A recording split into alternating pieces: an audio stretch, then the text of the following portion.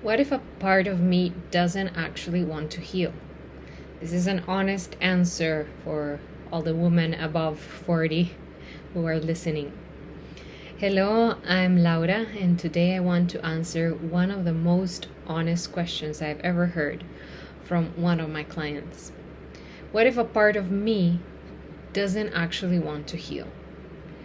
If you've ever secretly thought that, this is for you.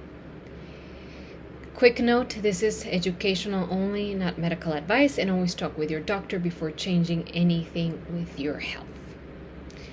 So, if you've had this thought, you're not a bad person. You're not choosing to suffer. You're not faking it. You're not sabotaging yourself on purpose. Most women who say this to me are simply exhausted. They've been carrying everyone else for years. And somewhere deep down, they've noticed the only time people let me rest is when they're unwell. The only time they say no is when their body completely crashes. The only time they're allowed to stop is when they're too sick to keep going. So a part of them is terrified that if they feel better, they'll just be thrown back into doing everything for everyone again. That's not you being twisted, that's your nervous system trying to protect you from a life that already feels too heavy. I don't think there's a part of you that wants to suffer. What there is, it's a part of you that doesn't want to go back to overgiving, doesn't know how to rest without breaking, and doesn't trust that healthy you will be allowed to have boundaries. So staying unwell can feel safer than getting well and being thrown back into the same pattern that got you sick in the first place. So your body's saying, if being okay means going back to that life, I'm not in a hurry. And honestly, that's understandable. So what do you do with that? You don't bully that part, you listen to it. You literally ask yourself, what is this part of me afraid will happen if I feel better? What would I need to change in my life so healing actually feels safe? Most of the times, the answers will sound like, I need more help at home. I can keep saying yes to everything. I need time that is just mine, even if it's small. If you don't change the rules of your life, of course, some part of you is hesitant to get better. It doesn't want to go back in the same cage.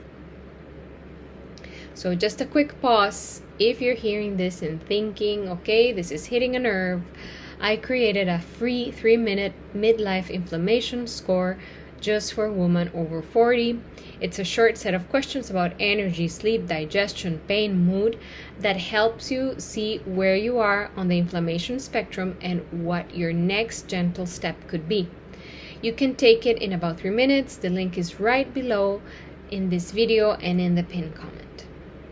Okay, so going back to the original question is, if you're scared that part of you doesn't want to heal, here's the smallest place to start.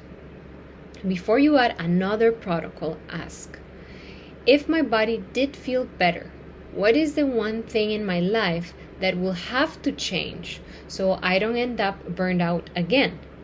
Maybe it's not being the default person for every crisis, not working late every single night, not being available 24/7 to your phone, your job, or your family. Then choose one tiny boundary or change that will support that. You're telling your nervous system, if you help me heal, I won't throw you back into the same fire. I will do my part on the life side too. That's how you get that scared part of you back on the same team. If you want a simple way to see where you are right now, then take the 3-minute midlife inflammation score. You'll answer a few questions, get a clear picture of where you are in that spectrum, plus a gentle next step so you're not trying to figure all this alone. The link is in the first line in the description and in the pinned comment. Tap it, take your score, and let me help you with what can you choose next so you choose yourself and not just your symptoms. See you next week. Bye bye.